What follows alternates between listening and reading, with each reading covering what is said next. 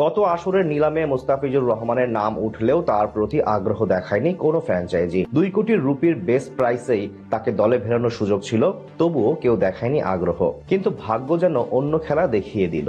Jake Fraser McGurk চোটে পড়ে ছিটকে যেতেই পরিস্থিতি বদলে গেল। শেষ পর্যন্ত সেই অবহেলিত মুস্তাফিজকেই দিল্লি ক্যাপিটালস নিতে বাধ্য হলো। তবে এবার আর 2 কোটিতে নয়, পুরো 6 কোটি রুপি খরচ করে। এবার অবশ্য কেউ চাইবে না একই বিপদে পড়তে।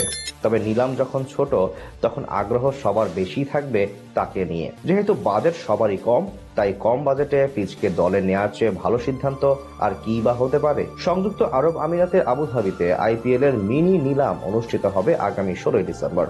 আর সেখানেই তার দিকে চোখ থাকবে সবার। তবে চলুন দেখে নেওয়া যাক বেস্ট প্রাইসে 2 কোটি দাম হওয়া মুস্তাফিজের দিকে আগ্রহ থাকতে পারে কোন কোন দলের। তালিকায় স্বভাবতই থাকবে মুস্তাফিজের সাবেক দল চেন্নাই সুপার কিংস এর নাম। তাদের আছে 43.4 কোটি রুপি, আর ইতোমধ্যে তারা ছেড়ে দিয়েছে মাথিসা ফাতিমানাকে। ফলে স্বল্প বাজেটে নির্ভরযোগ্য একজন পেসার খুঁজতে চাইলে ফিজকে আবারও টার্গেট করতেই পারে তারা। তখন অন্য খেলোয়াড়ের পেছনে খরচ করতে পারবে বেশি। দাসুন সানাকা, করিম জান্নাত ও জেরাল্ড কোয়েতজাকে ছেড়ে দিয়েছে গুজরাট টাইটান্স। তাদের হাতে আছে মাত্র 12 কোটি 90 লাখ রুপি। স্বাভাবিকভাবেই তাদের এখন ছুটতে হবে ফাস্ট বোলারের পেছনে। অন্যদিকে বাজেট যেহেতু তুলনামূলক কম, তাই মুস্তাফিজই ভরসা রাখতে পারে তারা।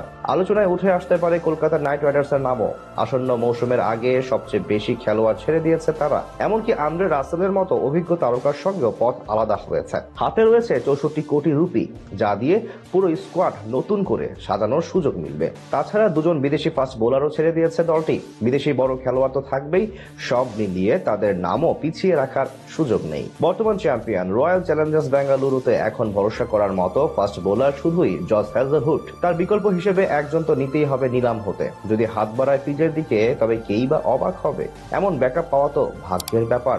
সব মিলিয়ে শেষ আসরে শেষ দিকে ডাক পেয়েছিলেন ফিজ, গিয়েই সেখানে করেন বাজিমাত। দিল্লি ক্যাপিটালস তাই ছেড়ে কথা বলবে না, অন্তত এবার আর অযথাই মাঝপথে এত মোটা অর্থ খরচ করতে চাইবে না তারাও। সব মিলিয়ে তাই তাদের চোখ থাকবে ফিজের দিকেই, যাকে এর আগেও কয়েক মৌসুম দেখা গেছে দিল্লির হয়ে মাঠ মাতাতে। তবে এখন দেখার বিষয় নতুন কোন দলে যোগ দেন ফিজ।